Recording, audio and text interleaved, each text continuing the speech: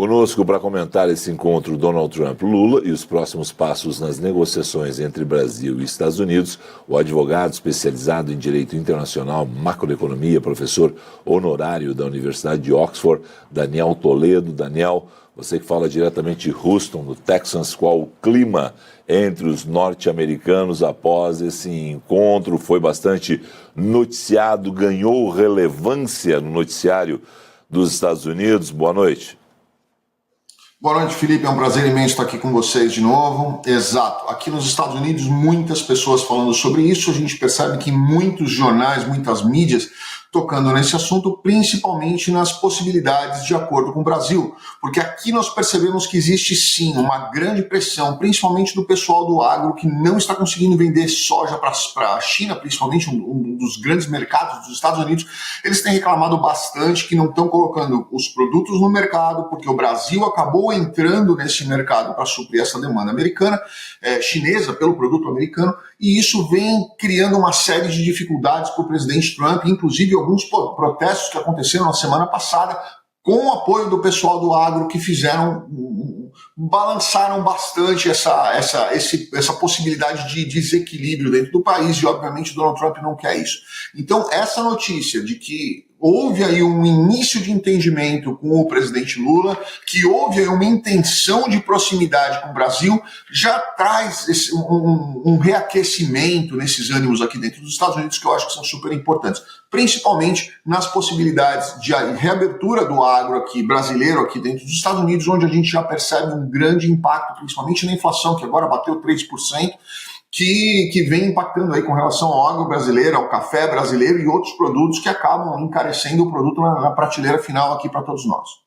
Essa é a questão, né? O problema é que, na verdade, talvez tenha sido mal calculado pelo governo norte-americano o respingo de tudo isso. A questão da carne e do café, que são dois produtos básicos na cesta americana, no dia a dia do americano, vai estar doendo no bolso, né? Está doendo, e está doendo bastante no bolso aqui. A gente sente isso nitidamente na cesta básica, né? Porque não é só...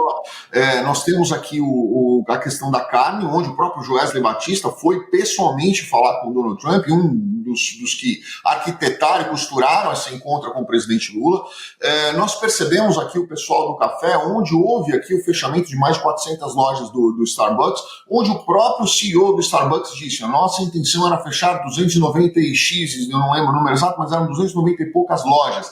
Com essa tarifa sobre o café brasileiro, nós tivemos um encarecimento no nosso produto final aqui. Consequentemente, nós já decidimos aqui fechar mais 150 lojas para justamente evitar que nós tenhamos mais prejuízo no futuro, porque a gente não sabe até onde vai isso. Então nós percebemos que o fechamento de lojas, o Starbucks foi um dos casos, mas muitas outras acabaram também sendo impactadas e muitas pessoas estão perdendo emprego. Donald Trump quer manter a taxa de juros baixa, porque obviamente isso acaba encarecendo a dívida pública interna americana, isso acaba encarecendo os juros para aquisição de imóveis. Nós percebemos que o mercado imobiliário deu uma desaquecida em razão dessa instabilidade de se eu fizer um financiamento hoje, se eu fizer um mortgage hoje, um empréstimo imobiliário hoje, eu vou pagar quanto de juros? Vou pagar 6%, 7%? Mas se os juros baixar, mas aí eu vou pagar 5%. Então é melhor eu esperar. Isso deu uma resfriada no mercado imobiliário e isso fez com que algumas pessoas perdessem o emprego. Juntando isso com os desempregos que a gente tem visto aí normalmente por causa de fechamentos de fábricas, como aconteceu aí o caso da BMW, que demitiu diversas pessoas, da Hyundai, que acabou de demitir diversas pessoas e cortou investimentos, até mesmo do Starbucks e tantas outras aí que estão fazendo cortes de pessoas. Donald Trump não quer isso, ele não quer uma redução do emprego, ele não quer um aumento na inflação do país, e ele não quer um aumento na taxa de juros, que é o que ele vem lutando desde que ele entrou para reduzir. Então isso acaba criando uma grande pressão dentro do governo Trump, onde a gente acaba vendo algumas manifestações, e essas manifestações acabam pressionando o Trump a enxergar que alguns parceiros comerciais são muito importantes, principalmente quando a gente fala em terras raras, principalmente quando a gente fala na base de Alcântara, e principalmente quando a gente fala aí na possibilidade que ele tem de criar grandes parcerias com o Brasil para as águas que o Brasil tem, que são fundamentais aí para as Big Techs. Trump conhece a história do James Carville, né, o estrategista-chefe da campanha do Clinton. É economia, estúpido, né? Quer dizer, sabe que a economia tem que andar bem para tudo pegar e andar bem, principalmente a popularidade dele, que sofreu, né, um baque com isso. Para vocês, né, chega essa informação da forma como aqui se vende muito, de que agora vai, né, porque se a gente tem, de um lado, no caso do Brasil, Mauro Vieira, Geraldo Alckmin e Fernando Haddad, do outro lado está o Marco Rubio, com questões ideológicas presentes. Se evitou falar nessas questões ideológicas, se falou aqui a colar na questão Bolsonaro, na questão Alexandre de Moraes, se falou, Lula falou ali, inclusive naquela sonora que nós colocamos, na questão Alexandre Padilha, a filha do Alexandre Padilha, a questão dos vistos do Supremo, mas não foi o assunto dominante, né? Se passou por ele. Como é que é visto isso aí? Curiosa pergunta, Felipe. Eu conversei isso com 2 amigos meus que estão nessa semana, inclusive, passando férias aqui. Eu acabei passando um tempo com eles e a gente percebe que a visão de quem está dentro dos Estados Unidos é muito diferente da visão de quem está no Brasil. E vice-versa. Então, eu enxergo o Brasil de uma forma diferente do que a pessoa que está dentro do Brasil, assim como quem está no Brasil enxerga os Estados Unidos de uma forma diferente de quem vive dentro dos Estados Unidos.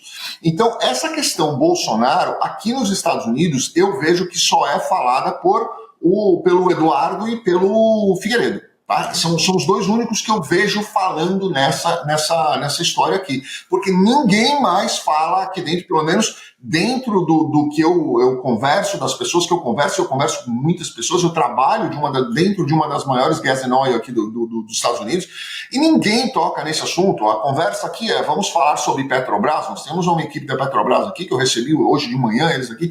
A conversa é estritamente comercial, é quanto nós vamos vender, quanto a gente vai comprar, como nós vamos fazer os contratos de acordo com as regras do mercado. É isso que se conversa aqui. Então não se fala na questão política Bolsonaro, isso nem se aventa aqui dentro dos Estados Unidos.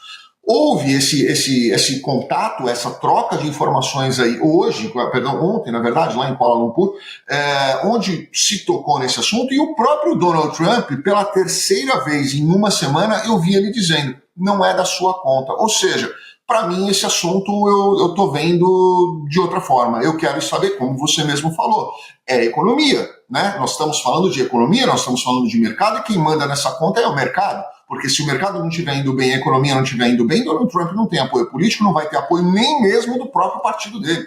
Então ele vai, com certeza absoluta, seguir as regras que o mercado está mandando para ele.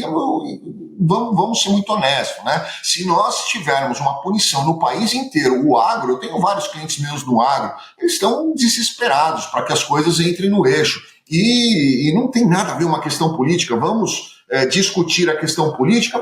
Mas vamos discutir isso fora da questão comercial. Vamos deixar o Brasil continuar aquecido, vamos deixar o Brasil seguir com os acordos que tinha com os Estados Unidos, vamos permitir que os Estados Unidos continuem com os mesmos acordos com o Brasil, vamos aquecer esse relacionamento, vamos fazer sim acordos de troca de tecnologia, que é o que tem se falado aqui com relação às terras raras brasileiras, vamos fazer sim o acordo com a base de Alcântara para fazer lançamentos de mísseis, que o próprio Elon Musk já citou, que é um dos melhores lugares para ele fazer lançamento de mísseis de foguetes para o espaço. Vamos trazer tecnologia para o Brasil, como foi feito com os caças Griffin, mas não misturar uma coisa política com outra comercial. Rapidamente, a gente está sobre o horário aqui, tem um intervalo comercial. A situação de tempo. Quanto tempo os americanos trabalham para uma questão definitiva nessa situação das tarifas brasileiras, né? O sim, o não, retira, não retira. Você que conhece os Estados Unidos, isso é coisa para uma semana, para 10 dias, para um mês, para um ano.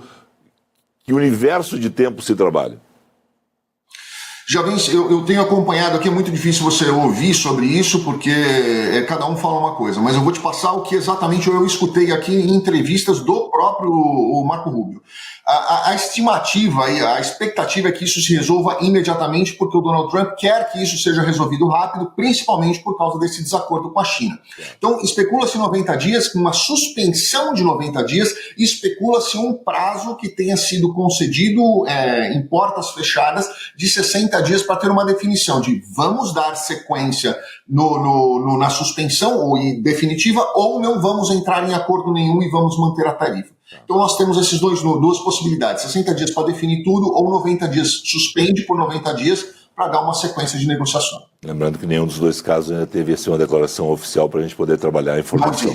Não. Obrigado a você mais uma vez por colaborar conosco. Até a próxima.